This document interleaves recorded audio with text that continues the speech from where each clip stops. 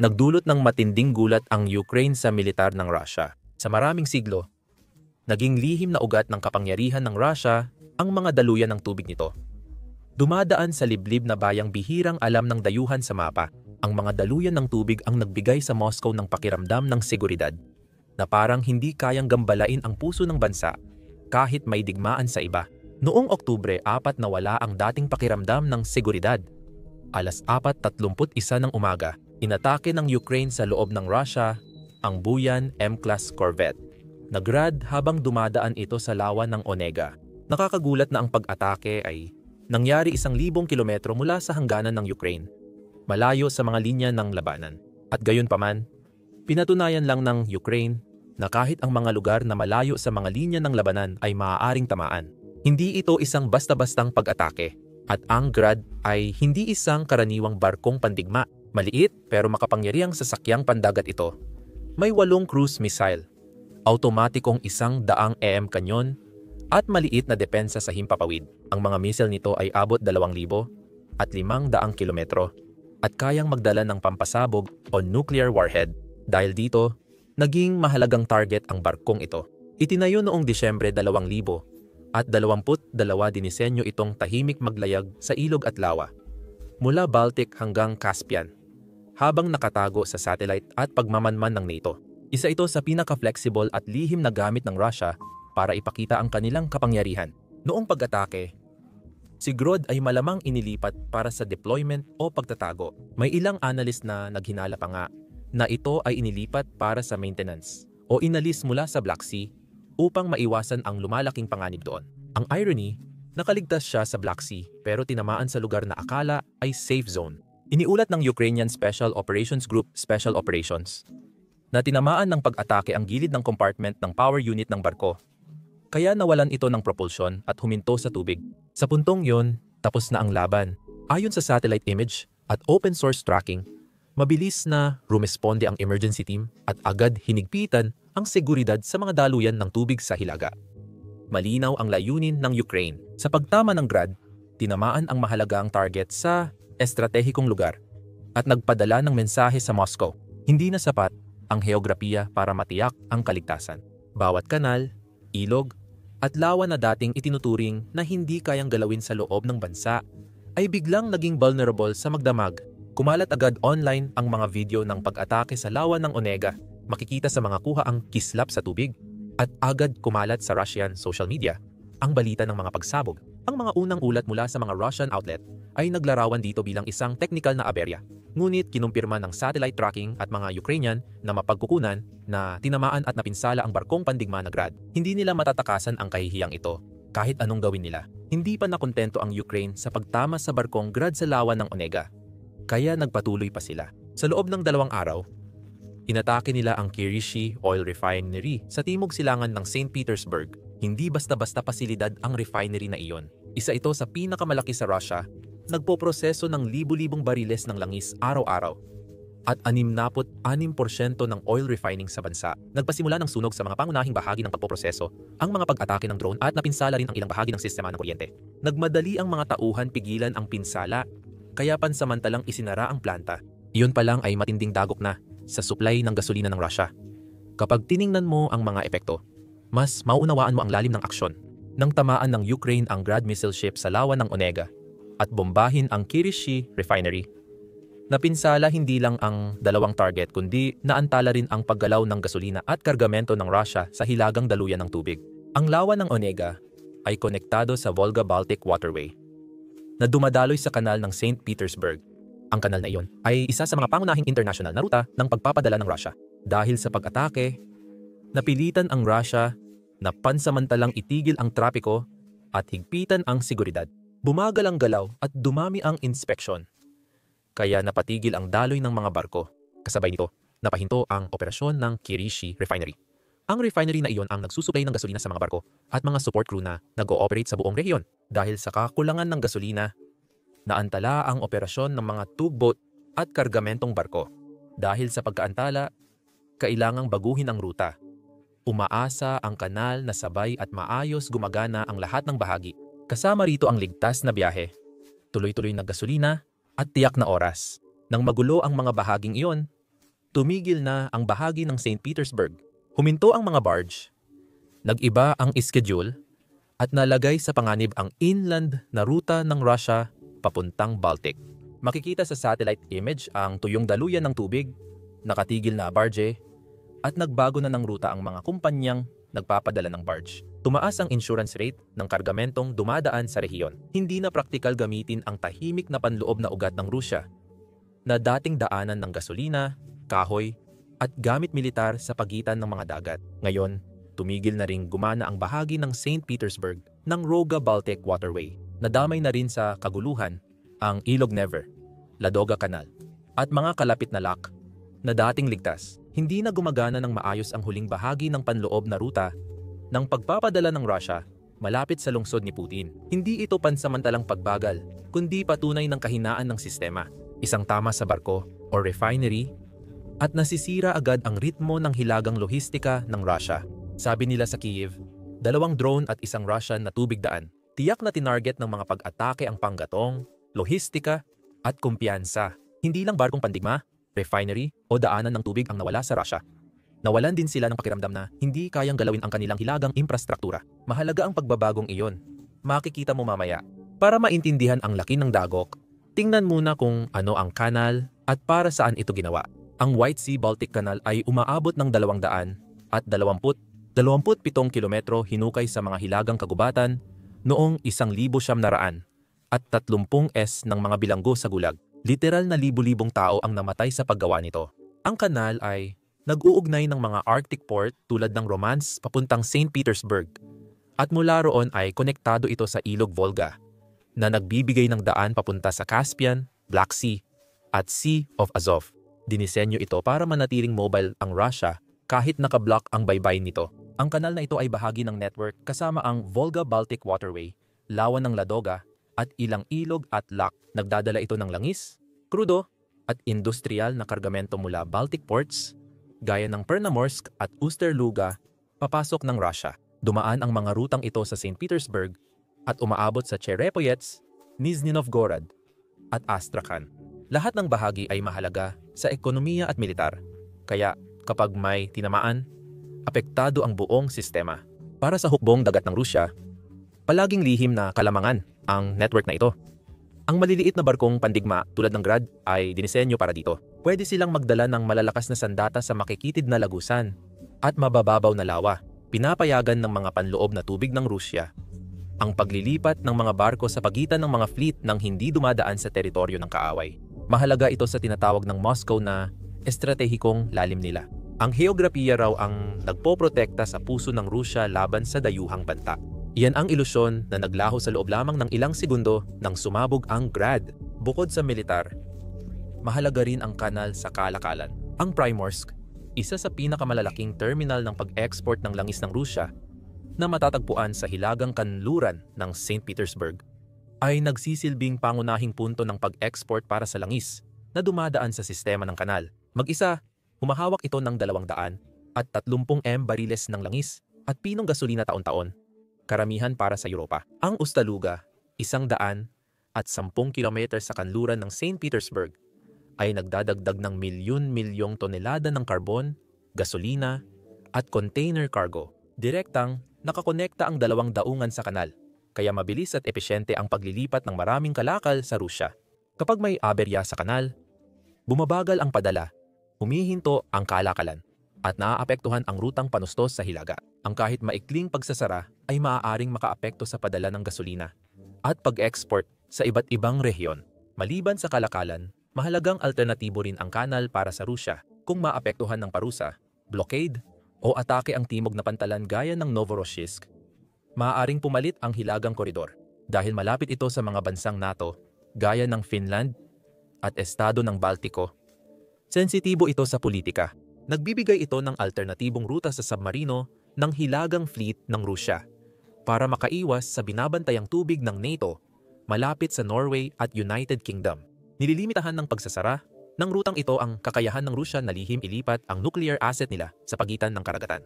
Matagal nang itinuturing ng Rusya na ligtas ang lugar na ito dahil malayo sa labanan. Ang pakiramdam ng kaligtasan ang nagtulak sa Moscow na umasa sa kanal para sa sibilyan at militar na galaw. Hindi lang ito tungkol sa pag-iwas sa pagmamasid ng NATO. Ang kanal ay mahalaga sa kapangyarihang pandagat ng Rusya, lalo na sa kanilang layuning mangibabaw sa Arctic. Ang kanal na ito ay hindi lang isang rutang pangkalakalan. Ito ay isang lifeline para sa hukbong dagat ng Rusya. Tahimik nitong pinag-uugnay ang mga shipyard ng St. Petersburg sa mga base sa base sa Arctic gaya ng Murmansk at Svorodvinsk. Ang mga shipyard, nakatago sa likod ng magagarang palasyo, ay gumagawa ng radar, piyesa ng misil, at kagamitan para sa nuclear submarine at barkong pandigma ng Northern Fleet. Pinapayagan ng Baltic White Sea Canal ang Rusya na mailipat ang mga sensitibong bagay na ito papasok sa loob ng bansa, palayo sa mapanuring mata ng NATO sa bukas na karagatan. Parang lihim na daan ito para sa supply militar na tumutulong sa ambisyon ng Rusya sa Arctic. Nang tamaan ng Ukraine ang koridor na iyon, hindi lang nila ginulo ang mga kargamentong barko, kundi nagdulot din sila ng abala sa supply chain ng Navy. Isang atake lang pwedeng magpahinto ng mahahalagang kagamitan. Kaya kailangan pag-isipan ng Rusya kung paano susuplayan ang kanilang hilagang fleet. Mas malaki ang epekto nito kaysa sa akala ng iba. Malaki ang puhunan ng Moscow sa Arctic. Itinutulak ang Northern Sea Route bilang susi sa hinaharap ng enerhiya at kalakalan. Pero kailangan ng mga pangarap na yan ng tuloy-tuloy na supply mula sa kanluraning shipyard. Ipinapakita ng pag-atake ng Ukraine na kahit 1,000 kilometro ang layo, kayang bigyan ng malamig na dagok ng isang maayos na nailagay na drone ang mga plano ng Russia para sa Arctic. Paalala ito na ang malawak na heograpiya ng Russia, mula European Core hanggang nagyayelong hilaga, ay hindi na ang dating panangga. Pinatutunayan ng lahat ng ito na malaki ang pinsalang idinulot ng pag-atake sa Russia. Hindi lang barko ang nasa, kundi pati pakiramdam ng kaligtasan. Matagal nang iniisip ng Russia na ligtas ang hilagang bahagi ng bansa, na karaniwang pinupuntahan ng mga pamilya para magbakasyon. Nagpangingisda ang mga retiradong opisyal sa mga tubig na iyon nang sumiklab ang apoy sa lawa. Hindi lang ito pagkatalo sa militar, kundi pati sa isipan. Naranasan ng lugar ang digmaan na hindi sana dapat. Ang drone na iyon ay hindi lang naglakbay ng daan-daang kilometro, kundi tumawid pa ito sa isang mental na hangganan. Ilang taon nang sinisiguro ng Kremlin sa kanilang mga tao na malayo ang digmaan, limitado lang sa operasyon na SONA. Ngayon, may Ukrainian drone na nakalusot sa gubat, ilog at radar at tinamaan ang barko ng hilagang depensa ng Russia. Hindi basta-bastang rehiyon ito. Ito ay Karelia, malapit sa St. Petersburg, lungsod na pinagmulan at pinagtibayan ng karerang pampulitika ni Putin.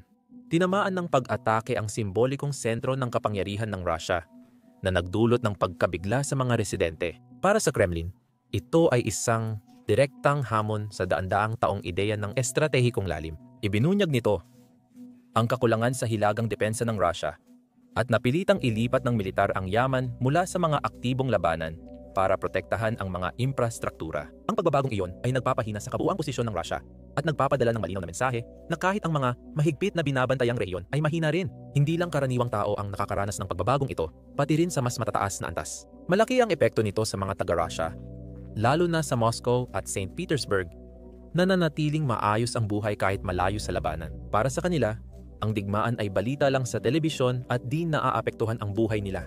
Dahil sa pag-atake malapit sa dating lugar ni Putin, tila nasira ang kasunduan ng Kremlin na magbigay ng kaligtasan sa mga elite kapalit ng kanilang tahimik na suporta. Ngayon, maaaring magtanong ang ilan kung susunod na ang sarili nilang bakuran na nagdudulot ng pagdududa sa mga taga-suporta ng pamunuan.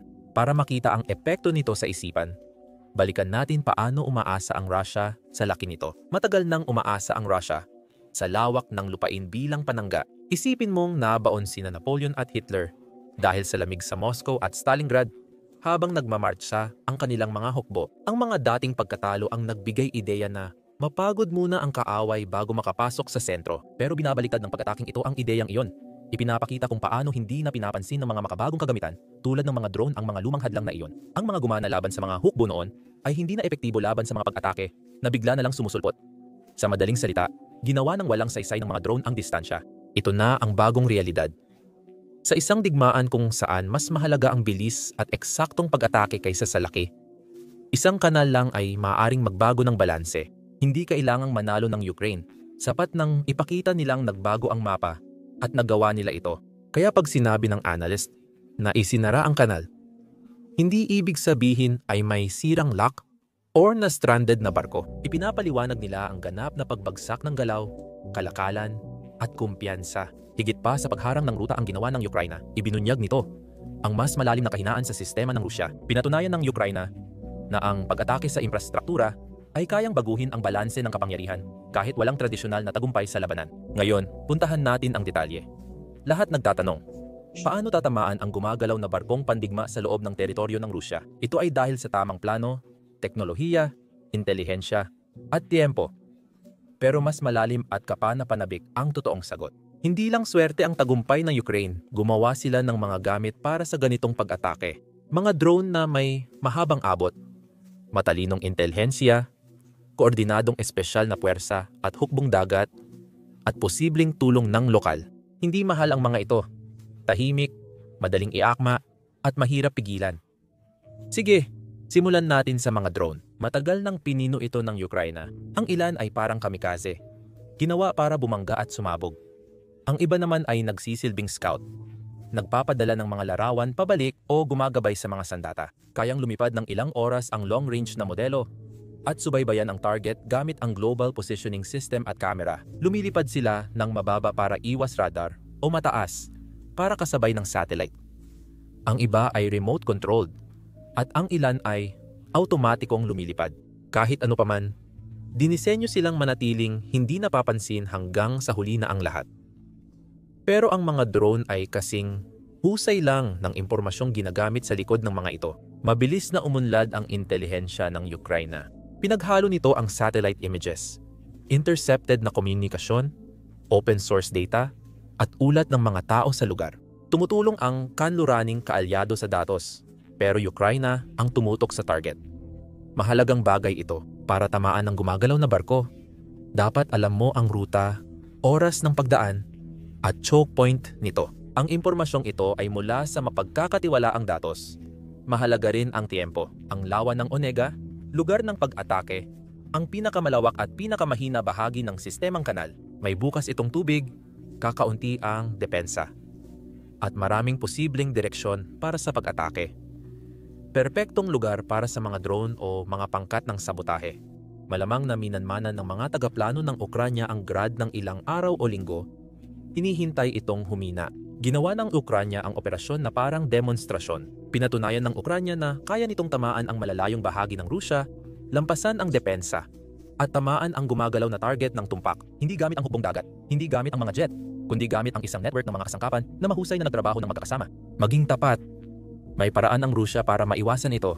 Sana nagpatupad sila ng mahigpit na restriksyon, nagdagdag ng patrol, o naglagay ng mas maraming anti-air defense sa kanal. Ginawa siguro nila ang ilan, pero kulang pa rin. Mahaba at makitid ang kanal. Mahal at mabagal ang pagtatanggol sa bawat metro. Hindi mo matatakpan ang libu-libong kilometro ng depensa nang hindi nauubos ang pera o napapabayaan ang ibang lugar. Patibong ito na ginagamit ng Ukraina. Hindi gaanong napapansin ang kombinasyon ng kanilang mga paraan sa pag-atake. May mga ataking gamit ang teknolohiya at meron ding umaasa sa tao. Lalong lumalakas kapag pinagsama ang dalawa. Tahimik na nagtayo ang Ukraina ng mga network sa Rusya, mga simpatya, informante, at saboteur na nagbibigay ng impormasyong hindi kaya ng satellite at drone. Lapitan. Kung ang lokal na operatiba ay makalilipad ng drone sa loob ng Rusya o makapag-ulat ng live, mas mabilis, malinis, at mahirap pigilan ang pag-atake. Isang teorya na umiikot ay hindi ginawa ng Ukraina ang lahat ng ito mula sa malayo. Maaaring may tumulong sa kanila mula sa loob ng Rusya, tulad ng mga simpatya o maliliit na grupo na palihim na pumapasok para magpalipad ng mga drone na may mas maikling abot. O kahit magpasabog ng mga pampasabog ng malapitan, may ulat na nagsasabing eksakto ang tama para sa long-range na drone. Nagbubukas ito ng tanong tungkol sa lokal na nagbibigay ng impormasyon o tumutulong sa Ukraine. Kung totoo yon, lumalabas na may mga bitak sa loob mismo ng Russia at hindi lahat naniniwala sa Kremlin. Ang kunyari ang ganitong uri ng tulong mula sa loob ay ginagawang potensyal na mahinang bahagi ang bawat bayan sa hangganan ng Russia at maaari itong magdulot ng paghahanap ng mga traidor sa hanay ng seguridad ng Moscow. Siyempre, napaka-peligroso ng operasyon sa loob ng Russia. Ang pagpapalipad ng drone mula sa teritoryo ng kalaban ay hindi lang matapang kundi delikado. Minsan, ito lang ang praktikal na opsyon. Maraming operatiba ang nagtatrabaho sa maliliit na grupo, tahimik, iwas pansin at mabilis umatake. Kapag kasama ang long-range drone, nagkakaroon ang Ukraine ng abot na wala sana ito. Ang hindi malinaw na hangganan ng lokal na sabotahe at malalayong pag-atake ay nagpapahirap sa depensa at pananagutan. Hindi palaging alam ng Rusya ang pinagmulan o tumulong sa pag-atake. Ano ang ibig sabihin nito sa hinaharap ng mga operasyong pandagat? Sa Rusya, mas delikado ng maglayag sa mga ilog at kanal. Dapat pag-isipan ng mga komandante ang mga ruta, oras, magdagdag ng escort, o itigil ang shortcut sa bansa. Binabawasan nito ang kakayahang maglipat ng barko sa mga fleet, isang estratehikong problema na mahirap agad solusyonan. Nag-aalala na ngayon ang mga mandaragat na dati ay kampante sa kanal dahil sa mga pag-atake. Nababahala ang mga manggagawa at negosyante sa pantalan sa mga pagkaantala at pagkalugi. Mas mabilis pa ang takot kaysa pagkukumpuni. Nagdadala ito ng pag-aatubili na gustong-gusto ng Ukraina. Sa digmaan, mahalaga ang pag-aatubili tulad ng tagumpay. Para sa Ukraina, hindi lang infrastruktura ang nasira. Nakatulong din ang pag-atake na magpatunay na kaya ng malalim na operasyon baguhin ang laro. Nagtakda rin ito ng bagong pamantayan sa posibilidad. Gaya ng pagtama ng Ukraina sa barkong Grad malapit sa St. Petersburg, maaari nitong habulin ang mga target na mataas ang halaga, tulad ng mga imbakan ng gasolina, mga pagawaan ng pagkukumpuni, o mga taguan ng misil na nakatago malayo sa harapan. Ang bawat pag-atake ay nagpapahina sa depensa ng Rusya, kaya nagiging pabigat ang kanilang malawak na heograpiya imbes na proteksyon. Hindi mapipigilan ng Ukraine ang kanilang mga barko. Nanganganib na ngayon ang mga lock, dam, at iba pang sasakyang pandagat sa mga rutang ito. Maging ang mga tulay ng Riles at kalsada papuntang Murmansk-Severodvinsk, mahalaga para sa mga hilagang base, ay tila susunod na target. Lalo pang lumala ang mga hidwaan dahil hindi na ipaliwanag ng Kremlin ang nangyari. Ang agwat sa pananaw at realidad ay nagdudulot ng pagdududa na mabilis kumalat tulad ng apoy sa tuyong kagubatan. Hindi lang isang pangyayari ang dahilan ng pagdududa. Unti-unti na itong nabuo buong taon. Ang pagharang sa kanal ay bahagi ng mas malawak na pattern ng kabiguan na yumanig sa tiwala ng publiko. Ngayong taon, sunod-sunod na malalaking pagkatalo sa militar ang naranasan ng Rusya na nagpapakita ng kahinaan sa paniniwalang kontrolado pa ni Putin ang digmaan. Halimbawa, mas maaga ngayong taon, naglunsad ang Ukrainian ng drone attack na nagpahinto sa langis terminal ng Rusya sa Tawapse. Dahil sa pag-atake, natigil ang padala ng gasolina sa Black Sea ng higit 1 linggo at nag-emergency rerouting sila. Sumunod naman ang pag-atake sa Engels Air Base. Noong Hulyo, nagawa ng Ukraine na masira ang hindi bababa sa 2 TU. 75 bomber sa isa sa pinakamahigpit na binabantayang paliparan sa bansa. Bahagi ng nuclear triad ng Russia ang mga bomber na iyon. At ang matamaan sila ay paalala na kahit strategic asset, hindi ligtas. Noong huling bahagi ng Agosto, naglunsad ang Ukraine ng sunod-sunod na drone at sabotage attack sa Belgrade, Bryansk at Kursk. Nagliyab ang mga imbakan ng bala, nahinto ang padala sa Riles, at kitang nasira ang mahigit 12 pasilidad ng gasolina sa satellite imagery. Bawat tama ay dahan-dahang nagpapahina sa kakayahan ng Russia na mahusay maglipat ng gasolina, armas, at tropa sa sarili nitong teritoryo. Mas mabigat pa dahil sistematiko ang mga pag-atake, hindi basta-basta lang. Pinipili ng Ukraine ang mga target na mataas ang halaga sa ekonomiya, militar, at simbolismo. Malinaw ang pattern. Pinipili nila ang infrastruktura na nagsisilbing gulugod ng kanilang pagsisikap sa digmaan at pinipuwersa ang Russia na magpakalat ng kanilang puwersa ng mas manipis habang sinusubukang protektahan ito. Sa Russia, lumitaw na ang epekto. Pinatindi ng Kremlin ang sensura at tinatago ang pagkalugi, pero lumalabas pa rin ang impormasyon. Batay sa mga survey noong Setyembre, bumaba ang suporta sa opensibang operasyon kahit mula sa mga dating sumusuporta sa digmaan. Mas marami ng mga Russian ang hayagang nananawagan para sa negosasyon at mas kaunti na ang naniniwalang posible ang tagumpay. Ang ideyang laging nauuna si Putin ay napalitan ng takot na baka wala na siyang ganap na kontrol. Ang ganitong pagdududa ay lumalabas sa social media kung saan nagsasalita ang mga Russian. Agad kumalat ang balita sa social media ng Russia na nagtatanong ang mga tao kung bakit hindi napansin ng air defense o paano natamaan ang lugar malapit sa St. Petersburg. Ipinakita ng mga post sa Telegram at iba pa ang tunay na pag-aalala na nagpapahina sa kwentong kontrolado ang lahat. Ganito ring usapan mula sa mga tao ay nagpapataas ng tanong kung kayang panatilihing ligtas ng pamunuan ang bansa Dagdag pa sa pagkabahalang ito, ramdam ng mga Ruso sa kanilang araw-araw na buhay ang matinding epekto ng mga problemang pang-ekonomiya dulot ng digmaan. Ang opisyal na inflation ay umakyat na sa mahigit 8% ngayong taon, pero ang totoong inflation ay higit 3 beses paroon. Dahil sa parusa at pagkaantala ng supply, sobrang tumaas ang presyo ng pagkain at pampainit. Pero hindi pa rin tumataas ang sahod dahil kulang ang manggagawa. Napilitang magtrabaho ang tao sa pabrika ng militar, kaya kakaunti at di tiyak ang trabahong sibilyan. At nahirapan ang maraming pamilya. Ang paghihigpit sa pananalapi ay nagdudulot ng mas maraming reklamo. Iniugnay ng mga tao ang hirap nila sa matagal na labanan at tinatanong kung sulit ito sa kanilang kabuhayan. Ang bawat pagkabigo ay hindi lang nagdadagdag ng presyon, kundi binabago rin ang kwentong sinasabi ng mga tao sa sarili tungkol sa nananalo. Kapag nasusunog ang mga barkong may misil malapit sa St. Petersburg, sumasabog ang mga imbakan ng langis sa malalayong lugar. At biglang nawawalan ng ilaw ang mga base ng himpapawid, hindi na malayo ang digmaan. Nagiging totoo ito. At sa pagbabagong iyon, nawawala kay Putin ang isa sa pinakamahalagang kasangkapan na maaaring taglayin ng isang leader sa panahon ng digmaan, ang katiyakan. Hindi lang mga Ruso ang muling nag-iisip tungkol sa lawak ng digmaan. Pinipilit ng mga hakbang ng Ukraine ang mundo na pag-isipan ang epekto ng mga pag-atake sa modernong digmaan. Ang pag-ataking ito ay nagbubukas ng pinto sa mapanganib na legal at estratehikong teritoryo para sa Ukraine na magsagawa ng isang tumpak na pag-atake. 1,000 kilometro sa loob ng Russia. Tinatamaan ang isang barkong pandagat at isang malaking refinery malapit sa isa sa pinakamalalaking lungsod nito. Ay itinutulak ang mga hangganan ng kung ano ang itsura ng makabagong digmaan.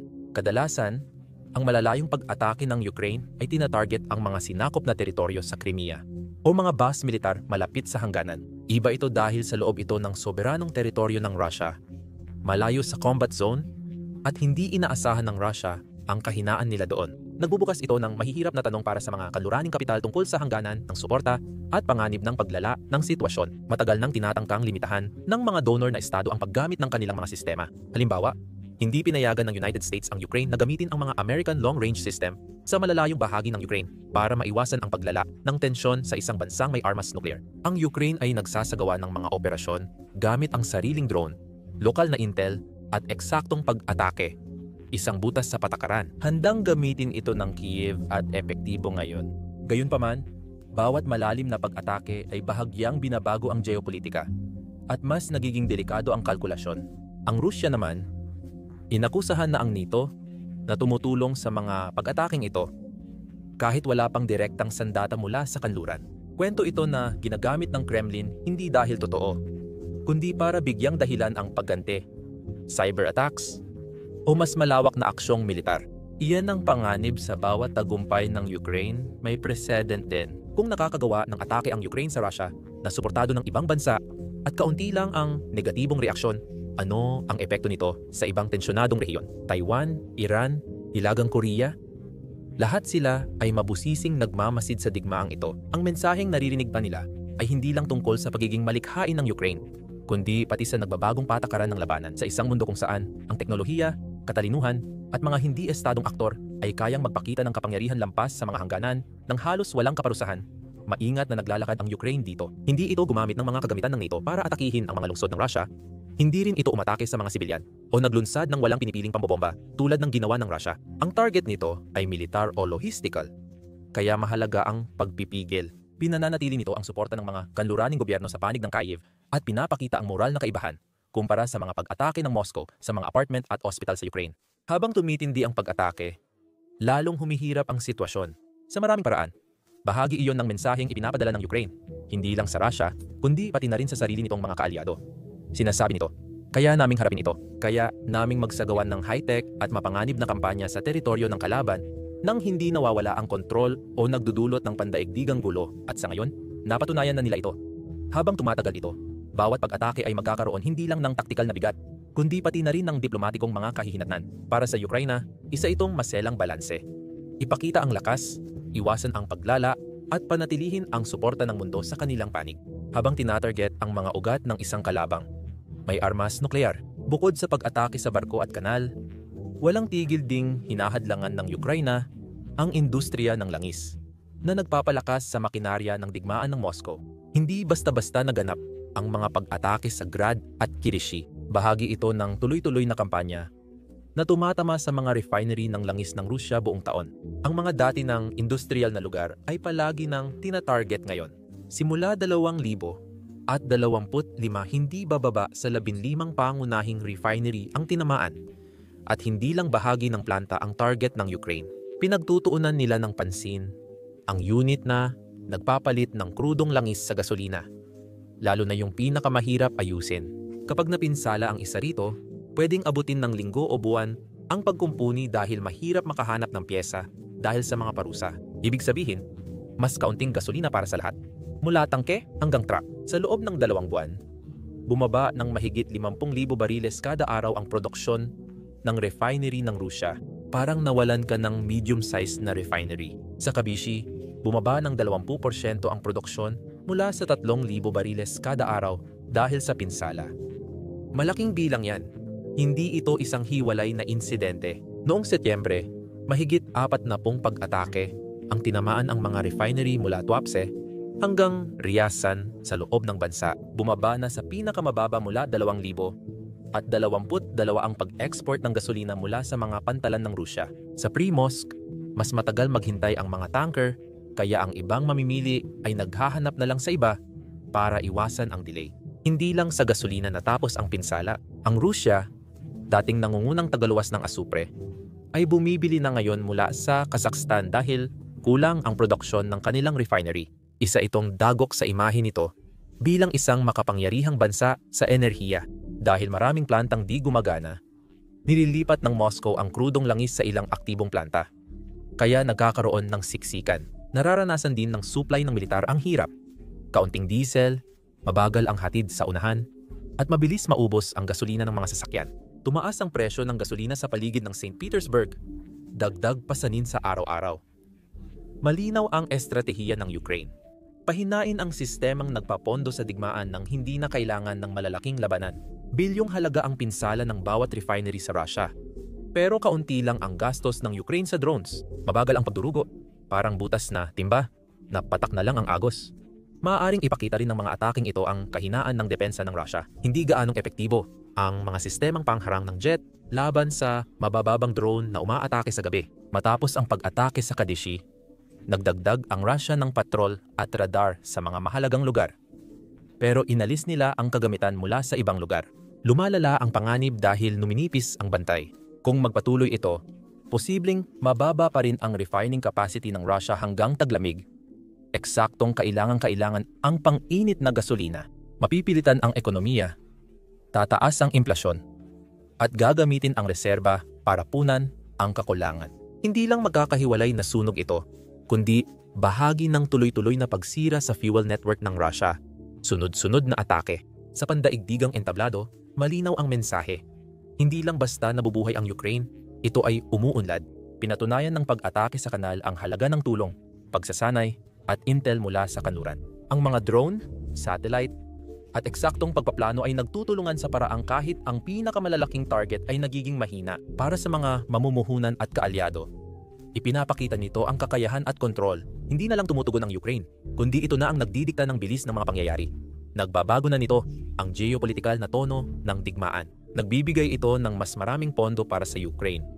Hindi lang sa Europa. Umakabot sa Asia ang epekto ng mga pag-atake ng Ukraine noong Oktubre. Lalo na sa 2 mahalagang enerhiya na rehiyon ng Russia, China at India, ang naging lifeline ng langis ng Moscow matapos putulin ng mga parusa ang mga mamimili sa kanluran.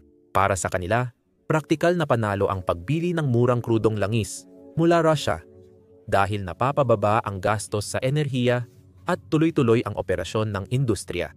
Delikadong teritoryo ito para sa Russia na umaasa sa kita mula sa pag-export ng langis para pondohan ang digmaan at patatagin ang ekonomiya. Kasing halaga rin ng mga pangmatagalang epekto ng mga pag-ataking ito. Posibleng bumagal ng ilang buwan ang trapikong pandagat at kalakalan ng Russia sa mga panloob na daanan ng tubig. Nalilimitahan ang kanilang galaw. Kailangang magplano ng mga commander ayon sa mga bagong panganib na magpapabagal at magbabawas sa hindi inaasahang kilos ng kanilang mga deployment. Ipinakita ng Ukraine na ang maingat na pagpaplano at murang operasyon ay kayang magdulot ng estratehikong epekto tulad ng malawakang opensiba.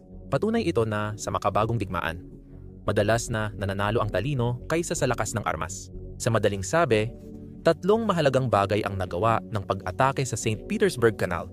Nagdulot ito ng matinding kaguluhan sa ekonomiya at pagkaantala sa lohistika sa buong sistema ng Russia. Pangalawa, pinahina nito ang kumpiyansa ng mga opisyal ng militar at manggagawa sa loob at labas ng bansa. At pangatlo, ipinakita nito na ang Ukraine ay hindi lang biktima, kundi mabilis, malikhain, at matapang na tagapag-impluwensya sa labanan. Ipinapalinaw nito ang aral. Ang digmaan ngayon ay hindi lang tungkol sa teritoryo, kundi pati sa tiempo, galaw, at pag-unawa sa kahinaan ng kalaban. Hindi kailangan sakupin ng Ukraine ang teritoryo para manalo. Gamit ang intelihensya, teknolohiya, at sorpresa, napipilitang mag-react ang mas malakas na kapangyarihan. Sa Rusya, hindi lang kahihiyan ang pag-atake, kundi babala rin na hindi na sapat ang heograpiyang proteksyon. Hindi na ligtas kahit may distansya. Maaaring maging susunod na target ang bawat kanal, pantalan, at industrial na koridor. Ipinakita ng Ukraine na kahit malayo sa harapan, wala nang ligtas na lugar.